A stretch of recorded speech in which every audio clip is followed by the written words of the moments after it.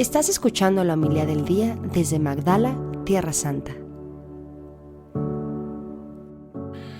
En aquel tiempo, el Espíritu impulsó a Jesús a retirarse al desierto, donde permaneció 40 días y fue tentado por Satanás.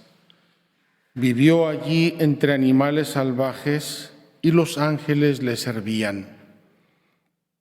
Después de que arrestaron a Juan el Bautista, Jesús se fue a Galilea para predicar el reino de Dios y decía: «Se ha cumplido el tiempo y el reino de Dios ya está cerca. Conviértanse y crean en el Evangelio». Palabra del Señor. Gloria a ti, Señor Jesús.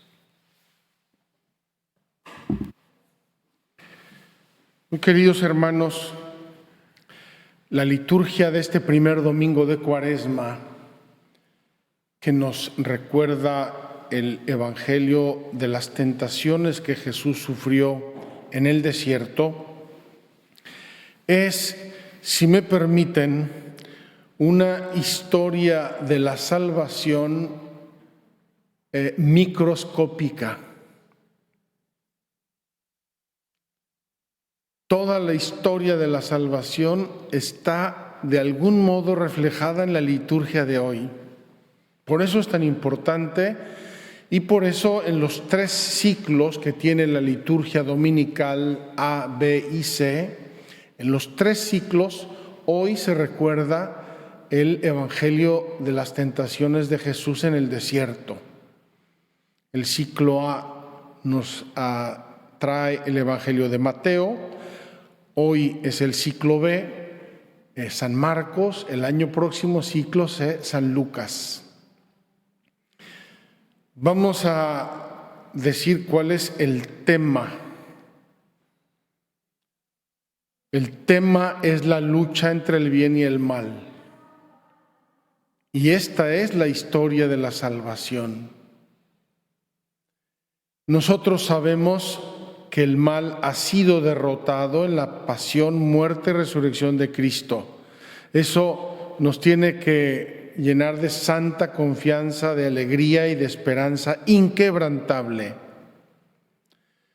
Pero no nos exime a todos y cada uno de nosotros de hacer nuestro propio camino de salvación con la ayuda de Dios. Y en ese camino de salvación vamos a encontrar obstáculos, todos y cada uno. En ese camino de salvación va a haber tentaciones, a veces Dios permite tentaciones para nuestro bien, para que tengamos victorias, para que nos conozcamos a nosotros mismos, para que seamos humildes. Para 1000 cosas Dios puede permitir que en el camino personal, íntimo de salvación, cada uno de nosotros tenga sus luchas. Y el mismo Jesús tuvo sus luchas. Quiero retomar la primera frase del Evangelio de hoy, que es una historia de la creación en síntesis. En aquel tiempo, el Espíritu impulsó a Jesús a retirarse al desierto, donde permaneció 40 días. Estos 40 días tienen también un sentido simbólico, una plenitud de tiempo. Y fue tentado por Satanás, como Adán y Eva.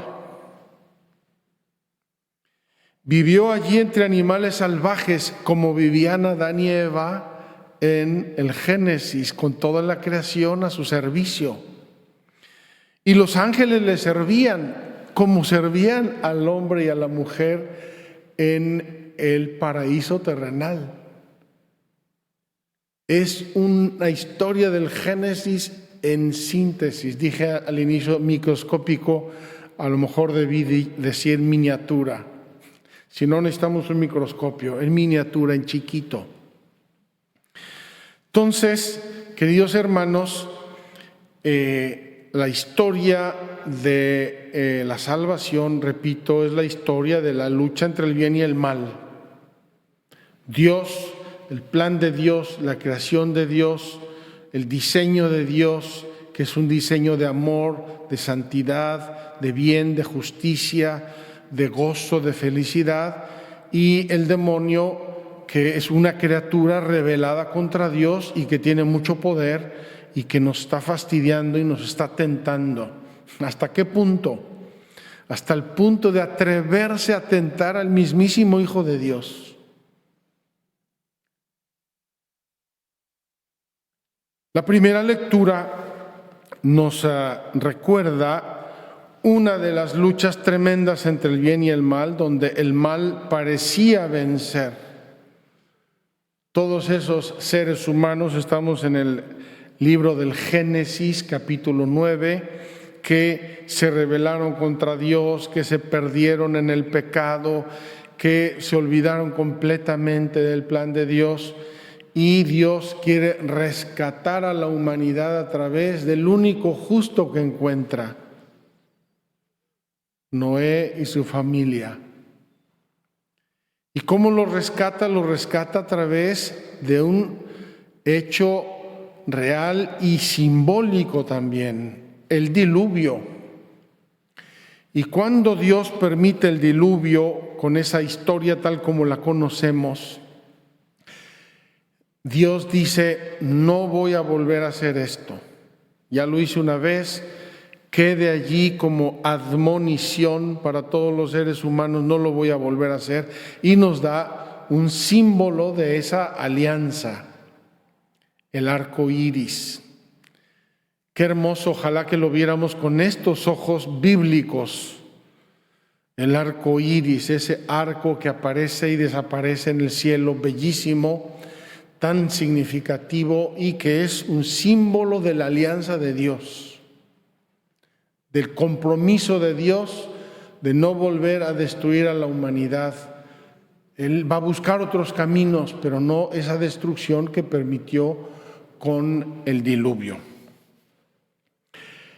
En la segunda lectura, San Pedro, y yo quiero subrayar San Pedro, es decir, el primer vicario de Cristo, el primer representante de Cristo en la tierra, aquel a quien Jesús le entregó las llaves del reino de los cielos, la roca, el cimiento de la iglesia, el cimiento del plan de salvación, nos dice, recordando aquel hecho de Noé, dice: aquella agua era figura del bautismo,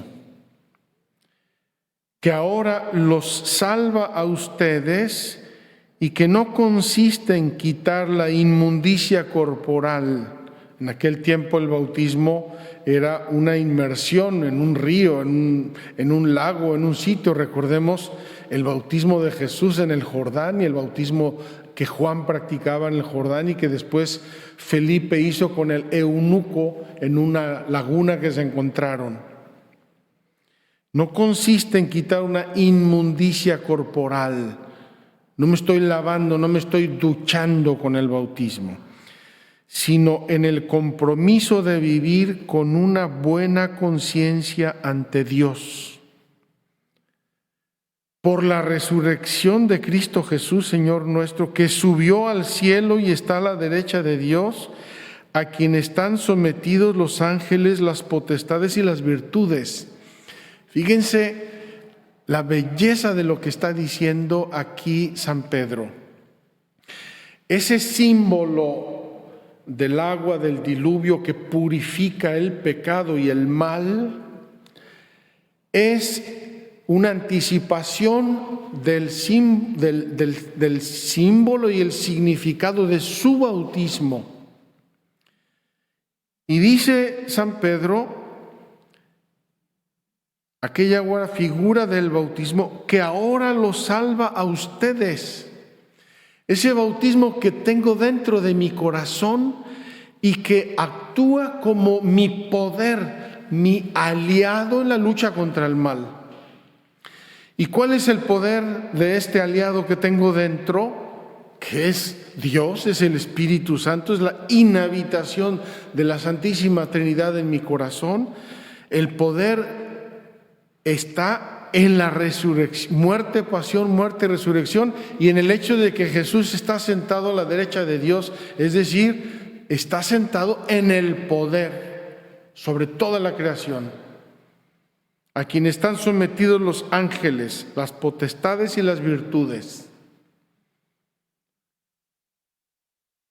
Tenemos la historia de la salvación en miniatura. Hoy el Evangelio que acabamos de leer de Marcos no es muy explícito respecto a las tentaciones. Mateo y Lucas eran más explícitos, dicen cuáles fueron las tentaciones, cómo respondió Jesús a las tentaciones, etc.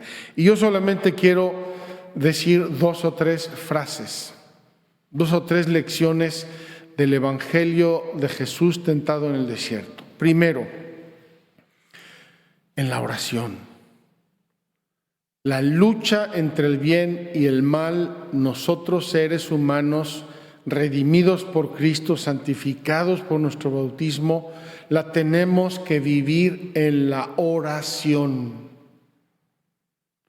Oración que es misa, oración que son sacramentos, oración que es la meditación de la palabra de Dios, oración que es hablar con Dios, implorar su ayuda cuando la necesitamos.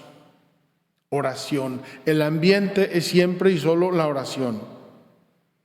Es mi reacción, la oración es mi reacción contra el mal, agarrándome de Dios y no lo suelto. Entonces esta lucha entre el bien y el mal se resuelve en la oración fundamentalmente. Segundo, se resuelve en una actitud completamente decidida. Diría Santa Teresa de Jesús una frase que me fascina, un poco o demasiado teresiana: con determinada determinación. Preciosa esta expresión de Santa Teresa, determinada determinación. Es decir, no podemos estar dialogando con las tentaciones. No podemos encenderle una veladora a Dios y una al diablo. No podemos triunfar contra el mal entreteniendo a nuestras pasiones, entreteniendo al pecado, en la imperfección, en el pecado venial, tratando de no caernos al precipicio, pero jugueteando en la orilla del precipicio. Determinada determinación, es decir, no quiero el mal en mi vida, punto y basta. Sea el que sea. Aquí podríamos repasar nuestros mandamientos de la ley de Dios del año pasado, el que sea: impureza, avaricia, odio, desamor, mentira, fraude, lujuria, llámenlo como quieran. No podemos dialogar con las tentaciones, no podemos pretender ser amigo de mis peores enemigos. No puedo, no debo. Si uno se junta con uno que tiene pulgas, antes o después se te suben las pulgas. Si yo me junto con el pecado o con pecadores descarados, antes o después se me va a pegar la mente, los hechos, los malos ejemplos se me pegan. Tercero, la respuesta de Jesús es inequívoca y es la palabra de Dios. Jesús le pega al demonio 3 bofetones, 3 bien dados y bien solemnes, y los 3 son con la palabra de Dios en la mano. Eso significa que si queremos ser hombres o mujeres de oración, tenemos que tomar la palabra de Dios en la mano, leerla, meditarla. Primeramente la de la misa, por lo menos. Y después, si podemos leer aunque sea un parrafito de la Sagrada Escritura, un pasaje, un texto del Evangelio, una frase, algo que va alimentando mi alma en el bien para poder combatir el mal. Qué hermosa la liturgia, hermanos. Y hoy también la oración colecta que hicimos es bellísima. Le pedimos a Dios crecer en la comprensión del misterio de Cristo, que es el misterio de Cristo, el misterio de la salvación, para vivirlo en su plenitud. Pidámosle a Dios que en esta Cuaresma crezcamos un poquito en el conocimiento del misterio de Cristo para vivirlo mejor, para hacerlo más nuestro, para encarnarlo en nuestra vida y gozarlo. Vamos a ser felices. Cuesta, es difícil. La tentación de Jesús no estaba haciendo un show de una actitud ejemplar. Jesús sintió la tentación, le carcomió el corazón, la voluntad, estaba sufriendo la tentación. Pero después gozó de haber sido fiel a su Padre, de haber sido fiel al plan de Dios y no de haber querido coger atajos. Abrámosle nuestro corazón hoy a Jesús. Él está dentro de nosotros, está en nuestra intimidad. Encontrémoslo dentro de nosotros en ese bautismo que nos purificó, que nos salvó y que nos hizo templos del Espíritu Santo. Orar contra el mal no significa ir a quién sabe qué lugares. Significa sobre todo entrar en nuestra intimidad donde está Dios, la presencia de Dios, por la inhabitación de la Santísima Trinidad que nos regaló el bautismo. Y allí, con Él, con su fuerza, con el poder de su resurrección, vencer el mal con el bien. Que así sea. Muchas gracias por escucharnos. Si quieres conocer más acerca de Magdala, síguenos en YouTube y Facebook.